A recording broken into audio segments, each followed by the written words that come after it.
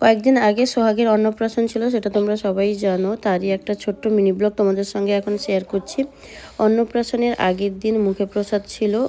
প্রথমে ওদের বাড়িতে গৌরাঙ্গ মহাপ্রভুর সেবা হয়েছে এবং ঠাকুরকে যেই ভোগ দেওয়া হয়েছিল ওই ভোগ দিয়েই সোহাগের মুখে প্রসাদ হয়েছিল। তো আমি বাবুকে নিয়ে গিয়েছিলাম ওদের বাড়িতে। তো সবাই এসেছিলো, জয়শ্রী পূজা সবাই ছিল ওই দিন। 3 দিন ধরেই অনুষ্ঠান ছিল। আগের দিন ছিল কার্তিক পুজো রাত্রিবেলা, ওই দিন আমরা যেতে পারিনি। আর মুখে প্রসাদের দিন তো যেতে হতো। আর এইভাবে সবাই প্ল্যান করেছিলাম, সকালবেলা গায়ে হলুদে হলুদ শাড়ি পরবো আর দুপুরে সাদা লাল শাড়ি পরবো। আমার যেতে অনেকটা লেট হয়ে গেছিলো। হলুদ শাড়ি তো পরেছিলাম কিন্তু চেঞ্জ করে আর সাদা লাল শাড়ি পরা হয়নি। আর আমার এইদিকে টিম দেখো, আমাকে বাদ দিয়েই ওরা ফটো তুলছে সাদা লাল পরেছে বলে।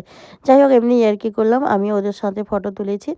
এদিকে সোহাগকে নিয়ে ওর বাবা মা মানে স্পর্ধা জয় দুজন এখন পুজোতে বসে গেছে। আর সত্যি বলতে কি, নতুন নতুন বাবা মা হওয়ার পরে এটা একটা বড় দায়িত্ব থাকে, ছেলে হোক মেয়ে হোক, বেবির মুখে প্রসাদ বা মুখে ভাত, এটা একটা বড় দায়িত্ব থাকে সব বাবা মায়েরই। তো যাই হোক, ওরা পুজোতে বসছিল। এদিকে আমার সার্থক মানে আমার ছেলে, ও বসছিল ওর দিদিভাইয়ের কোলে আর ও দেখছিল ওর ভাই কি করছে না করছে।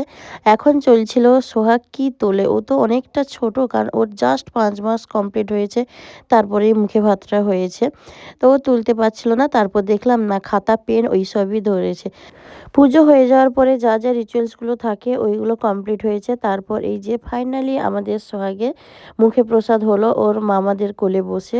দিনটা আমরা খুব মজা করে কাটিয়েছি, সারা দিনটা খুব ভালো কেটেছে। যাই হোক, এই ছোট্ট মিনি ব্লগটা তোমাদের কেমন লাগলো অবশ্যই জানিও। আর পরে ছোট ছোট মিনি ব্লগ তোমাদের সঙ্গে শেয়ার করছি। টাটা।